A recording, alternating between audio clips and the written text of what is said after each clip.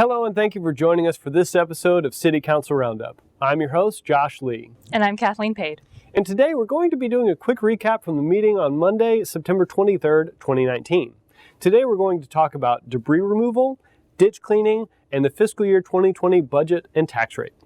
For the first two items, I'm going to go downstairs to the library to talk to the Director of Public Works, Clarence Whitwer. Downstairs, we are downstairs. There's no more down from here. What's happening? What are you doing? Taking the elevator. That's not, what? There's no elevator. That's not how they work. What's happening? I don't know. Hi, Clarence. Hi, Kathleen. So we're recording City Council Roundup right now, and I wanted to drop in and get your thoughts on some of the public works topics that were discussed in the September 23rd City Council meeting. All right. All right. So in this meeting, contracts for debris removal and ditch cleaning were approved by council. What should Pearland residents know about these contracts? Well, both of these services are vital for public safety in Pearland. The ditch cleaning is an important part of our stormwater management program. It helps prevent homes and businesses from being flooded, such as in Tropical Storm Imelda.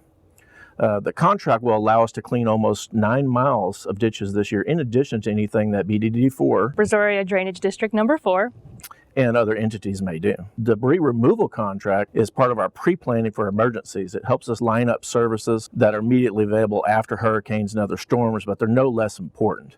We have these contracts in place so that we can move quickly after a disaster to get the city's public roads cleaned up, removed of plant, other construction debris, so that emergency services and citizens can get back to their homes quickly. One of the great things about this contract is there's very little cost to the citizens up front. And up to 90% of these costs are usually reimbursable by FEMA. So in the long term, there is virtually no cost to the residents. Wow. Thanks, Clarence. You explained that way better than Josh ever could. Well, yeah.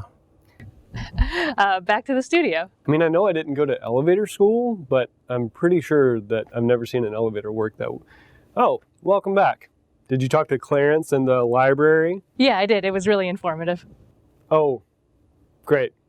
Well, for the third item today, we're going to cover the budget and tax rate that were approved. So now I'm going to take the elevator down to the library to talk to John McCarter. Okay. Oh, it's working. Oh, this is amazing. Wow. Oh. Library. Cool. Hey, John, welcome back to City Council Roundup. It's good to have you back. It's good to be back, and may I say, thanks, library.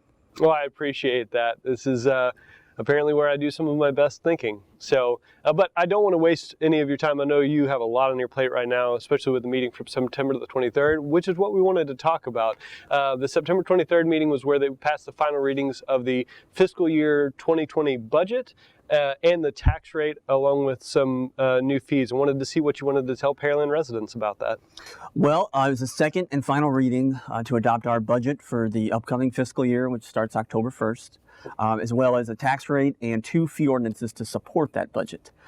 This budget really has evolved since February, our early budget input session. The budget was delivered to council August 1st. We've had a number of hearings and discussions to really bring us to the point. A lot of work, a lot of input from a lot of different people here.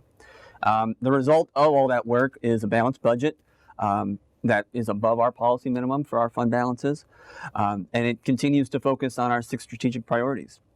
We're investing in people, including 13 new firefighters and a 2% cost of living for our current employees. We're investing in infrastructure with more money going towards streets and sidewalks, with a bucket truck and a traffic crew to help improve those services. And those are really just a few examples of all the high quality services that we will add or continue to provide from your City of Pearland government on a daily basis for our residents, for our businesses, and for our visitors. For more information, anyone can go to pearlandtx.gov/FY20 budget. We have all of our materials from all of our meetings posted up there for review for anybody. All right. Well, thank you. And I got to say, I'm jealous of your beard. He has a name. It's Gerald. Back to the studio. I told him there was an elevator. He didn't really believe me, but I mean... I can't believe the elevators work like that. That's amazing.